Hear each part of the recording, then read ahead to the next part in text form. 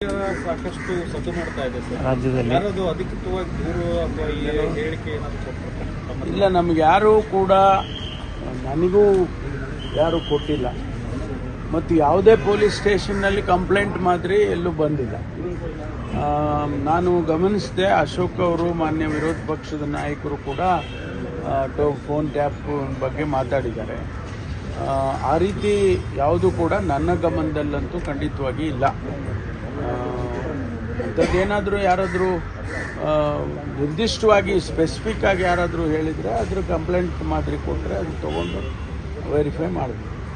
Sir, ಈಗ ರಮ್ಯಾರಾವ್ ಕೇಸಲ್ಲಿ report ಕೊಡ್ತೀವಿ ಅಂತ ಹೇಳಿದ್ರು. ರಿಪೋರ್ಟ್ ಏನಾದ್ರು ತಲುಪಿದೆಯಾ ಸರ್? ಏನಾದರೂ ಇಲ್ಲ, ನಮಗೆ ಕೊಟ್ಟಿಲ್ಲ. ಅಂದರೆ ಅವರು ಬಹುಶಃ ಇಂಟರಿಮ್ ಆಗಿ ಏನಾದರೂ ಕೊಟ್ಟಿದ್ದಾರೆ ಮುಖ್ಯಮಂತ್ರಿಗಳಿಗೆ ಗೊತ್ತಿಲ್ಲ. ಗೌರವ್ ಗುಪ್ತಾ ಅವ್ರು ಕೊಟ್ಟಿದ್ದಾರೆ ಅಂತ ಗೊತ್ತಿಲ್ಲ, ನನಗೆ ಮಾಹಿತಿ ಇಲ್ಲ. ಅದು ಚೀಫ್ ಮಿನಿಸ್ಟರ್ಗೆ ಏನಾದರೂ ಕೊಟ್ಟಿದ್ದಾರೇನೋ ಗೊತ್ತಿಲ್ಲ.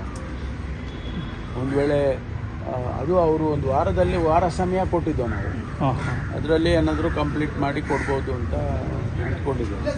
ತನಿಖೆ ಅಂತ ಯಾವ ರೀತಿ ಗೊತ್ತಿಲ್ಲ. ನಾವು ದಿನನಿತ್ಯ ಚರ್ಚೆ ಮಾಡೋದಿಲ್ಲ. ಅವ್ರು ಕಮಿಟಿ ಮಾಡಿ ಕೊಟ್ಟ ಮೇಲೆ ಅವ್ರಿಗೆ ಒಂದು ವಾರ ಸಮಯ ಕೊಟ್ಟಿದ್ವಿ. ಅಷ್ಟರೊಳಗಡೆ ಅವ್ರು ವರದಿ ಕೊಡಬೇಕು. ಕೊಟ್ಟ ನಂತರ ಗೊತ್ತಾಗುತ್ತೆ. ಒಂದಷ್ಟು ಸಚಿವರನ್ನ ಗೂಢಾಚಾರ ಮಾಡ್ತಾ ಇದ್ದಾರೆ ಅನ್ನೋದು ಸರ್. ನೀವು ಯಾರೇ ಡಿನ್ನರ್ ಮೀಟಿಂಗ್ ಮಾಡ್ತಾ ಇದ್ರಲ್ಲ, ಅವರೆಲ್ಲ ಎಲ್ಲಿ ಹೋಗ್ತಾರೆ, ಎಲ್ಲಿ ಬರ್ತಾರೆ ಫಾಲೋ ಮಾಡ್ತಾರೆ. ಆ ಇಂಟೆಲಿಜೆನ್ಸ್ ನನ್ನ ಹತ್ರ ಇಲ್ವಲ್ಲ. ಇಂಟೆಲಿಜೆನ್ಸ್ ಮಾನ್ಯ ಮುಖ್ಯಮಂತ್ರಿಗಳ ಜೊತೆಯಲ್ಲಿದೆ. ಅಂಥದ್ದೇನೂ ಕೂಡ ನಾನು ಕೇಳಿಲ್ಲ. ಯಾವ ಥರ ನನಗೆ ಯಾವುದೂ ಅನುಮಾನ ಬಂದಿಲ್ಲ. ಸತೀಶ್ ಜಾರಕಿಹೊಳಿ ಅವರು ದೆಹಲಿ ಏನೋ ಹೋಗಿದ್ದಾರೆ ಅಂತ ಅವರು ಗೊತ್ತಿಲ್ಲ. ಮುಖ್ಯಮಂತ್ರಿಗಳ ಇಂಟೆಲಿಜೆನ್ಸ್ ಅಲ್ಲ ಸರ್, ಇದೊಂದು ಎಕ್ಸ್ಟರ್ನಲ್ ಇಂಟೆಲಿಜೆನ್ಸ್ ಕೆಲಸ ಮಾಡ್ತಾ ಇದೆ ಅಂತ ಅನುಮಾನ. ನೀವೆಲ್ಲ ಡಿನ್ನರ್ ಮೀಟಿಂಗ್ ಮಾಡುತ್ತಾ ಇದ್ದ ಸಮಯದಲ್ಲ ಅಲ್ಲ ರೀ, ನಾವು ಕದ್ದು ಕಳ್ತನ ಮಾಡಿ ಊಟ ಮಾಡೋದಿಲ್ವಲ್ಲ. ನಾವು ಮಾದೇವಪ್ಪ ಅವ್ರ ಮನೆಯಲ್ಲಿ ಸೇರಿದ್ದು. ನಮ್ಮ ಇದರದ ಬಗ್ಗೆ, ಇಂಟರ್ನಲ್ ರಿಸರ್ವೇಷನ್ ಬಗ್ಗೆ ಮಾತಾಡೋದಕ್ಕೆ ಎಲ್ಲರೂ ಸೇರಿದ್ದು. ನಾವು ಹೆಚ್ಚು ಕಡಿಮೆ ಎಲ್ಲ ಮಿನಿಸ್ಟರ್ಸು ಇದ್ದರು.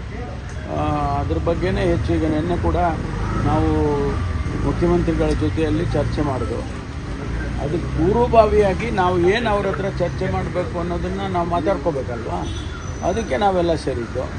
ಆ ರೀತಿ ಏನು ಕದ್ದು ಊಟ ಮಾಡೋ ಅಂಥ ಅಗತ್ಯ ನಮ್ಗೆ ಇಲ್ವೇ ಇಲ್ಲ. ಕಳೆದ 6 ತಿಂಗಳಿಂದ ನಡೀತಾ ಅಂತಲ್ಲ ಸರ್, ನೀವು ಊಟ ಮಾಡ್ತಾ ಮಾತನಾಡಿರುವಂತ ಮಾತುಗಳನ್ನ ಯಾರೋ ಕದ್ದು ಕೇಳಿಸ್ಕೊತಾವ್ರೆ ಅಂತ.